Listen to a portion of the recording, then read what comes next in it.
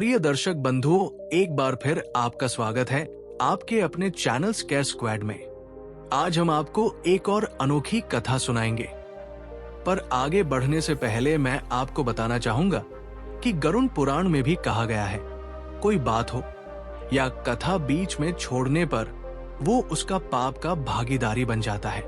तो वीडियो को अंत तक देखें। तो शुरू करते हैं आज की कथा को। बहुत समय पहले एक गांव था जो अपनी हरियाली, शांति और खुशहाली के लिए जाना जाता था। पर गांव वालों की ये शांति ज्यादा समय तक कायम नहीं रह सकी।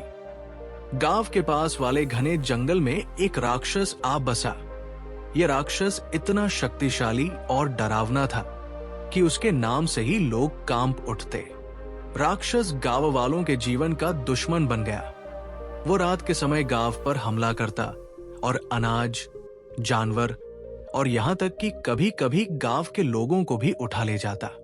उसके डर से लोग रात में अपने घरों के दरवाजे, खिड़कियां बंद करके छिप जाते।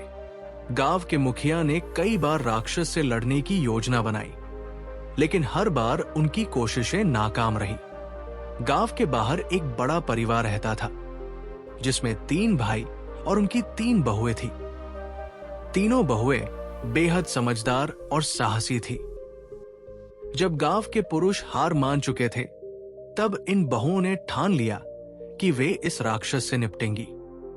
तीनों बहुएं एक रात बैठकर योजना बनाने लगी।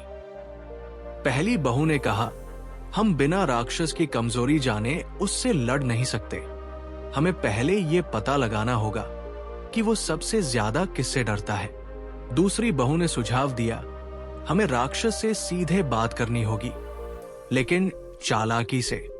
तीसरी बहू बोली, अगर हम मिलकर सही योजना बनाएं, तो राक्षस को हराया जा सकता है। अगले दिन पहली बहू ने अपनी योजना के अनुसार जंगल में जाकर एक जगह पर स्वादिष्ट भोजन रख दिया। उसने खुद झाड़ियों के पीछे छिपकर इंतजार किया।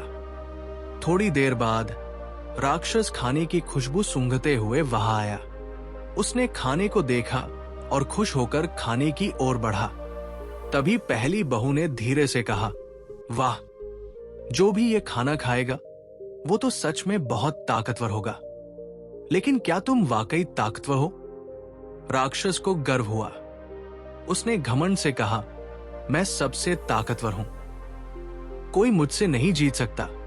पहली बहू ने चालाकी से पूछा, तुम्हें तो किसी चीज का डर भी नहीं होगा, है ना?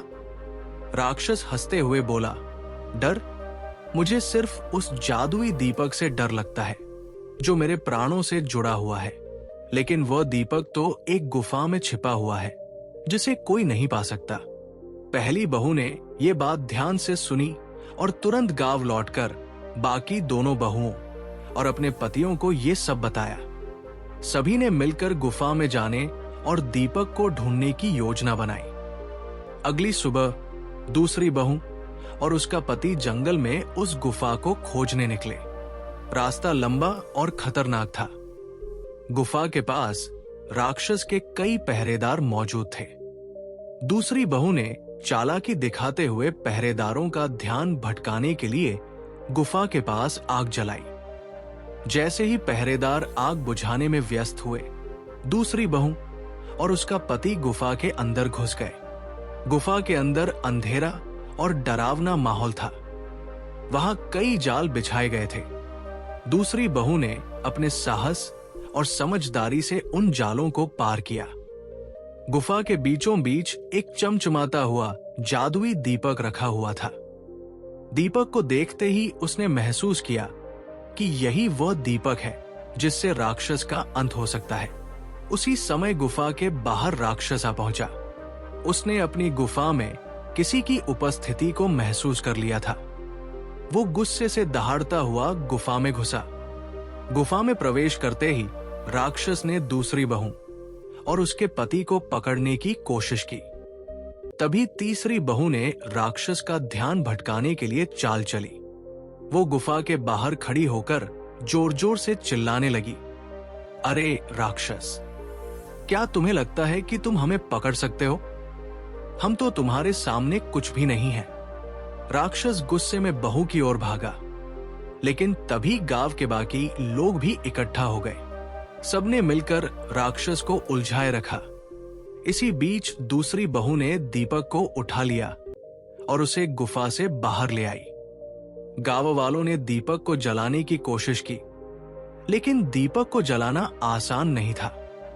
तभी पहली बहू ने याद किया कि राक्षस ने कहा था, दीपक को जलाने के लिए दिल और दिमाग का मेल चाहिए। तीनों बहुओं ने मिलकर दीपक को जलाने की कोशिश की। जैसे ही दीपक जला, राक्षस दर्द से चिल्लाने लगा। राक्षस ने अपनी आखिरी सांस ली और धरती पर गिर पड़ा। उसका अंत होते ही जंगल का सारा डरावना माहौल खत्म हो गया। गांव के लोग तीनों बहुओं की बहादुरी और चतुराई की सराहना करने लगे। मुखिया ने तीनों को सम्मानित किया। गांव फिर से पहले की तरह खुशहाल हो गया।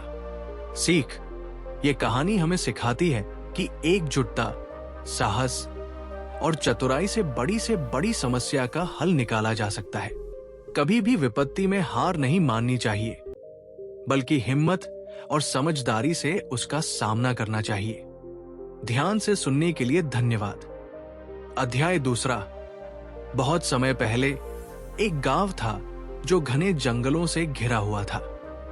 यह गांव अपनी शांति और हरियाली के लिए प्रसिद्ध था, लेकिन उसी जंगल में एक राक्षस रहता था जिसने गांव वालों की नींद उड़ा दी थी।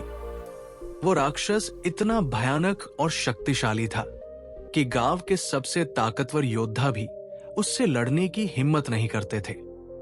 राक्षस हर रात गांव पर हमला करता। वो अनाज, जानवर और कभी-कभी गांव वालों को भी उठा ले जाता।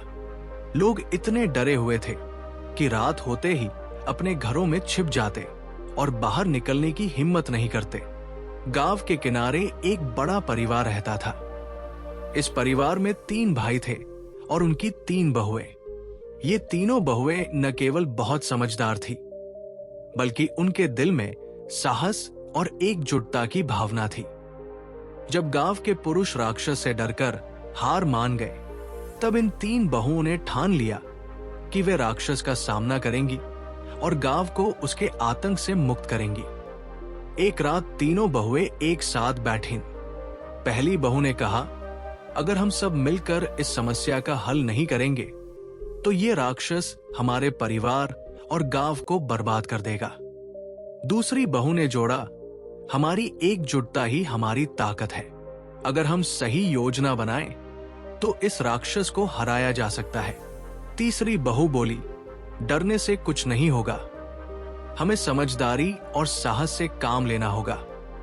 अगले दिन पहली बहू ने राक्षस से दोस्ती करने का नाटक करने की योजना बनाई। उसने राक्षस को यह संदेश भिजवाया कि वो उससे मिलना चाहती है। राक्षस को पहले यह सुनकर शक हुआ, लेकिन उसने सोचा कि ये लड़की मुझे कोई खतरा नहीं पहुंचा सकती।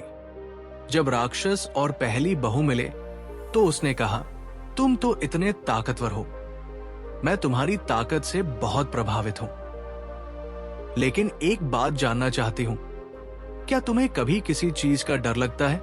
राक्षस ने हंसते हुए कहा, मुझे डर? मैं सबसे ताकतवर हूं, लेकिन हां, मेरे प्राण एक जादुई कुएं में छिपे हुए हैं। अगर कोई उस कुएं तक पहुंच गया तो वो मुझे हरा सकता है, लेकिन वो कुआं इतना सुरक्षित है कि वहां कोई नहीं पहुंच सकता। पहली बहू ने राक्षस से ये बात जानने के बाद तुरंत गांव लौटकर बाकी बहुओं को बताया।